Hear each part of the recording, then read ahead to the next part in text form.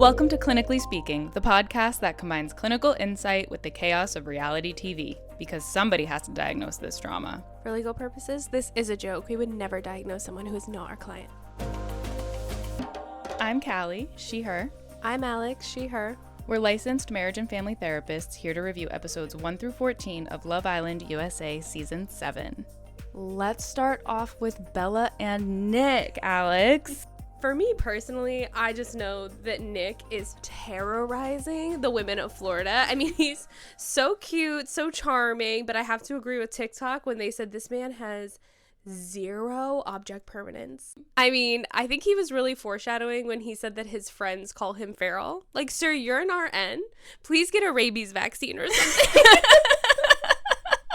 What was your impression of Nick? Similar, because I feel like I've met this man in a hostel. He's the guy that your friend disappears with for 2 hours at the hostel, and like she comes back having had a great time, but like we don't know what happened. I think we do know what happened. But I think that he and Bella were cute together. It was short and sweet. Cue Sabrina Carpenter. Short and sweet. Yeah, agree. I do definitely think that he and Sierra are a better fit, though.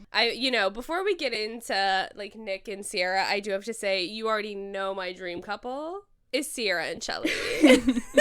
The way I screamed when she threw that coin. Gently placed the coin on the ground. And I feel like I, from the get-go, was like, this is my dream couple. You've been saying it. And I was so confused. I was like, I don't think they've even spoken to each other. What are you seeing that I'm not seeing? Listen, I said they were building the suspense. And guess what? I was right. And you were right. And you were right. I just saw them together. I said something fruity is afoot because Sierra was giving me vibes. Like, as soon as she walked in and said, I kissed all the boys, it's time to kiss the girls, I said, oh, interesting. Noted. She and Nick are also cute together. Yes, I do like Sierra and Nick together. I feel like they're very cute. What are your impressions of them? I would like to see more of them. I feel like they've got a really good vibe, a nice connection, but I just feel like I want more of them on my screen. I need to gather more information. Definitely. I love when I saw Sierra talking to Nick about the Bella situation, and she said that she wanted to talk to him and wanted to figure out if it was a one-off situation that he didn't tell her about the kiss that they had, or if it was indicative of a larger problem. It's so funny, when I was watching it with my girlfriend, she said, that's so you. You know, I kind of see things, I'm like, is this a pattern? But I also want to give the benefit of the doubt. But then if I start to see a pattern emerging, I definitely want to address it. And I felt like I don't know about you, but I felt like she handled it really in a very healthy way. She was calm, validating, and I thought it went really well. How did you feel? I totally agree. I feel like she did that nice soft start, non-accusatory, really just coming at it from she wanted to gather information. She's just trying to figure out if this was going to work for her. I think she's a great communicator in general. Agree. And I really liked when Nick also called in Jeremiah saying, you know, you and Huda are in a relationship. I felt like you should have comforted her. I don't think that's the way I forget the exact word you used, but I don't think that's the way you treat somebody who you say you care about. That was really, really amazing to see, because I don't think we see a lot of men call each other in and say, hey, I think you could have treated somebody better. And that made me have a lot more respect for Nick and the way he handles situations. I totally agree. Yeah. My crush on Nick is growing every episode. And just thinking about the way that they both communicate and the way that they communicate with each other made me think about Gottman, and I feel like they're both a very validating couple. I don't know if you very validating. Yeah, they express their emotions towards each other, and they're very even-keeled, but they're not afraid of actually addressing things either. So I think that they're really compatible in that communication style for sure.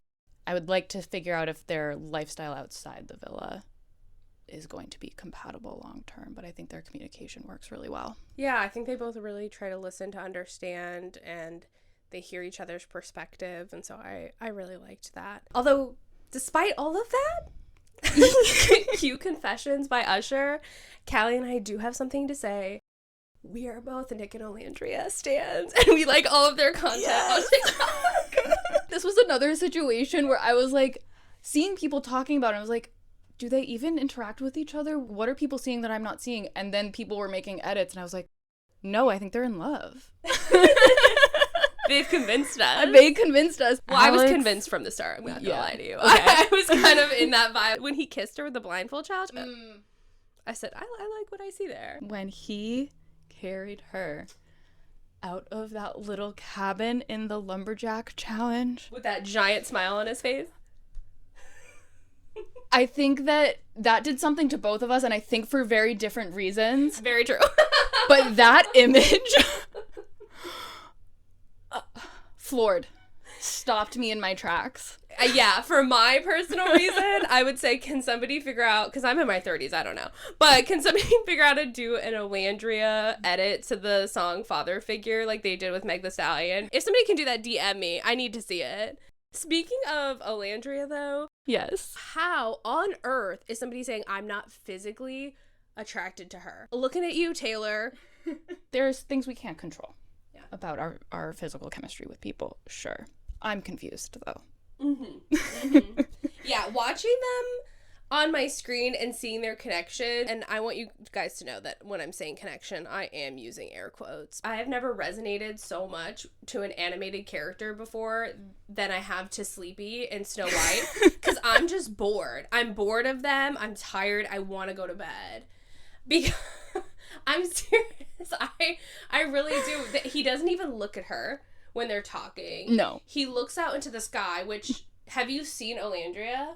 Why would you look anywhere else? They would be like, Alex, can you stop looking at her? Like, can you put a mask on or something over your face? I mean, she's so beautiful. And besides just looks, I mean, she is just like, I really love the way she communicates. I really love the way she carries herself. So I don't get it. I was hoping that she would be feeling it more with Jalen when he came in because he thought she was gorgeous. And I very much understand her perspective of, I want somebody to appreciate my brain and personality as well, which is obviously so important. I feel like she needs a mix of the two. Maybe she and Nick can get together. Anyways, looking at you, Nick. And I was also thinking that Olandria and Nick would be a very validating couple as well. Yeah. Leaning towards the opposite direction. I think that Taylor is conflict avoidant in his communication. When he and Olandria were talking about him standing up for Sierra, I felt like he was a little bit dismissive and defensive throughout the conversation when he was saying, you can't feel upset about that. Yes, she can.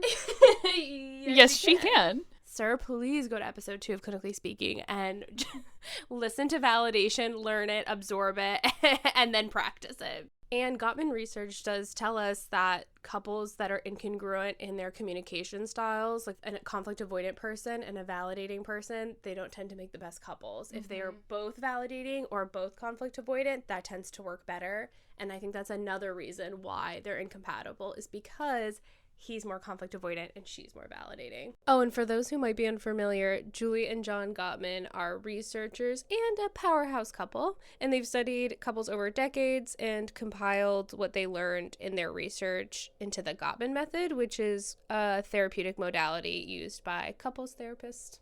Speaking of couples with no chemistry, I'm so confused about the Shelley and Austin pairing. I don't understand it.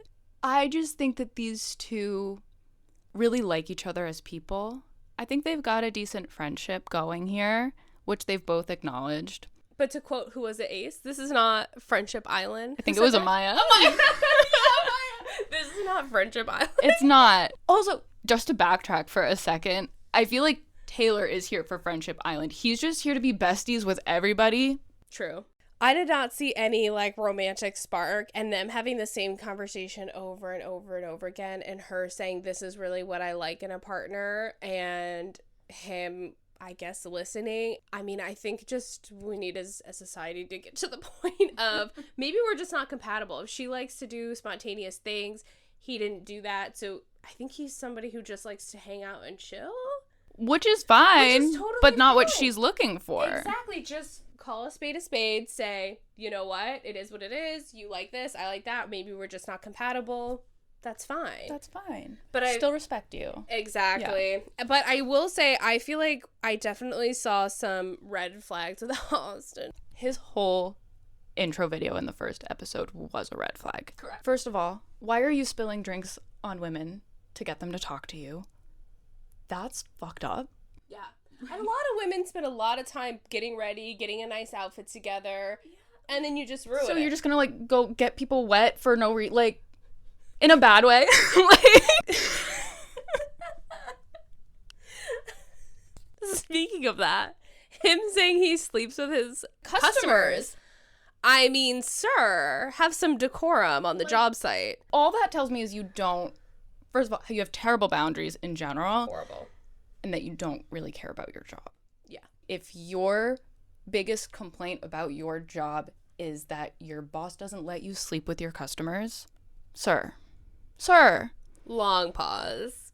Meanwhile, I don't really know what a day trader is, to be honest, but I'm assuming Shelly had to put in some hard work to get to that point in her career. So I just feel like their values are very different when it comes to their life and their lifestyle. I agree. I did kind of feel sad when they recoupled, meaning Ace and Shelly and Amaya and Austin. When Shelly said that she's been waiting for this, Austin did look a little sad. So that made me feel bad for him, you know. Mm-hmm. But I also didn't really love that, per Shelly's confessional, he didn't tell her that he was interested in Amaya. Yeah, he's been talking about how he hates being in this love triangle with Ace. Meanwhile, he made out with Amaya, going out of his way to spend time with her and not mentioning it all.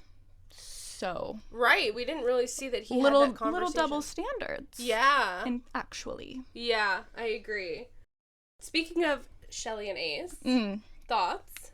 Great chemistry between the two of them, obviously. I think we can agree Ace also has chemistry with everyone and everything. But I think they have great chemistry. I think they like each other a lot.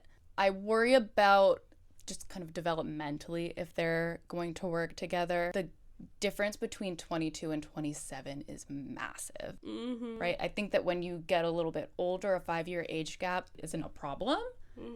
But 22 is very much a young adult. You are barely out of your adolescence.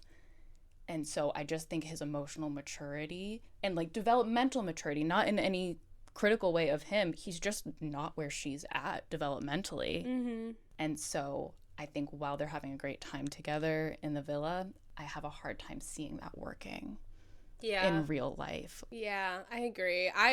My favorite scene between the two of them, I really loved when Shelly said, I'm not trying to be the perfect girl for Ace. I'm trying to be Shelly. And I loved that. And I feel like that is really indicative of her being 27 and him being 22. Yes, she has lived and learned. She knows who she is. She is an established individual. I love her. I do too. I will say, wild that she said that to him. And then when they were doing the recoupling at the door challenge, everything that he said about her was how she benefits him and that she's gorgeous. Yeah. Which is an objective fact. You're not saying anything new. And also a wild understatement. Yeah.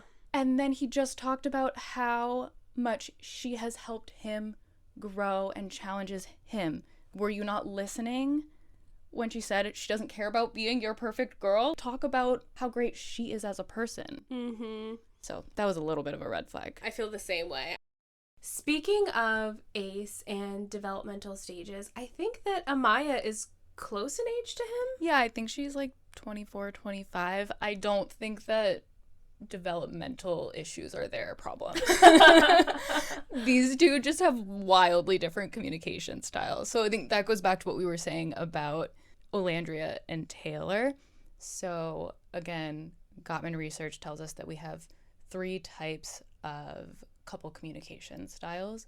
And when both partners in the couple have the same style, regardless of which of those 3 things it is, those couples generally work out pretty well. So as you had mentioned, we've got validating couples. These couples express emotion in moderation, and they're usually like very warm towards one another. Conflict avoidant couples are a little less emotionally expressive. They usually like agree to disagree. And then we have volatile couples who are highly emotionally expressive and passionate and can view conflict as a way to connect with each other. And I think our favorite Dominican lady, Amaya, says it best when she said she likes to argue with her partner and that she likes some, quote, toxic love. Yeah. So not necessarily a bad thing, right? She wants to be really engaged in her relationships, and I think that's really fair. Yes, please don't be mad at me and Callie. The docs did pick this name, so you can thank them for that. Yeah. So she's clearly very affectionate. She's calling everybody babe, not just him, right? Mm-hmm. It's just how she engages with the people around her. Meanwhile, Ace clearly doesn't work with that. I think jury's still out of whether we think he fits more into the conflict avoiding versus validating style. I think that as we see him and Shelley actually have a couple, we'll be able to figure that out a little bit better. Mm-hmm. But clearly, he and Amaya are so mismatched. They had 4 or 5 different conflicts in the span of 48 hours. Yeah, and I think the Gottmans probably feel very validated themselves because they say that these couples, when they're not aligned in their communication style, they don't work. And I think that's exactly what we saw. Exactly. And they say, too, that when there's a mismatch, women tend to get more emotional over time and men tend to get less emotional over time. Not even over time for these two. It literally took 2 days for them to get into this, like, really problematic pattern of communication between the two of them. Yeah, you saw it really go downhill quickly. They started kind of calm-ish. It was okay. Yeah. And then devolved to that last conversation, quote, quote, on the dog, where they weren't communicating at all. And I think that she started to get really agitated and was really not capable of listening to him anymore. And we kind of see him just decide to stop listening to her too. Yeah, I think we saw them both become very emotionally flooded, which means that their body became aroused and they got into that fight, flight, freeze, fawn response, which essentially you're unable to process information when you're in such a heightened physiological state. And I think that was a really good depiction of that. And that is also a term that the Gottmans coined, which is emotional flooding. And how could we forget Ace's initial couple? Yulissa, you know what you did. Yulissa has left the villa. Speaking of leaving the villa, how did we feel about Charlie and Hannah? Just to bring it full circle, these are also people that you meet in a hostel. Okay? This is a couple that they meet in a hostel and they have a 2-week whirlwind romance and never speak again. I think the villa is a fancy hostel. And like... and that's exactly what happened. They had a 2-week whirlwind romance and it's over and they're never going to speak again. Mm-hmm. And that's fine. And I think that's honestly what Hannah is really looking for. I felt really bad for him, though, with that end. He was really starting to grow on me, and so it was really sad to see him leave as I was finally starting to like him. Yeah, I felt like he was really good at being validating, and when him and Hannah were having conversations, I was really impressed at his ability to regulate himself, and when they were communicating, focusing on their connection throughout the conflict, I thought he did that really well. Yeah.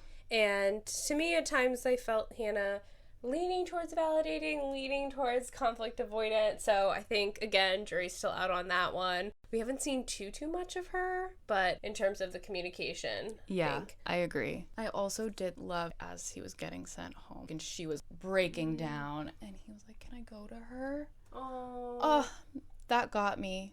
Even as he knows he's getting sent home and she's not going with him. He still wanted to check on her. Yes, I totally agree. I was excited for her to try and be vulnerable because she was really saying she was trying to put a new foot forward, essentially, and trying to do something new, and America was like, psych! Literally. I will say, too, that I did appreciate that Charlie was not afraid to own the fact that he likes quote-unquote more stereotypical feminine things like Katy Perry. I thought that was a good representation of healthy masculinity in that sense, that he was able to say, like, I like this, because there's no shame in that. Yeah. No, I really ended up liking him. How do we feel about the new recoupling thanks America, to Hannah and Pepe. I think they have great chemistry, obviously. Yeah, I unfortunately believe Hannah is the female ace, so she could probably have chemistry with anyone. That's probably true. That's kind of the vibe she's giving me. And last but certainly not least is Huda and Jeremiah. Y'all already know these two are raising eyebrows, blood pressures, and red flags by everybody in the villa. So we might need to do a deeper dive on them later, but no promises. I think Callie and I have to talk to our PCPs about getting a blood pressure medication before we can promise anything like that. If you have any questions or suggestions, you can email us at clinicallyspeakingpod@gmail.com or DM us on Instagram or TikTok at clinicallyspeakingpod. We hope you enjoy listening as much as we enjoy making these episodes. Thanks for listening, and stay tuned for our next recap episode. As you know, helping professionals are not raking in the big bucks, so please make sure to subscribe to Clinically Speaking in your podcast app and follow us at Clinically Speaking Pod on TikTok and Instagram.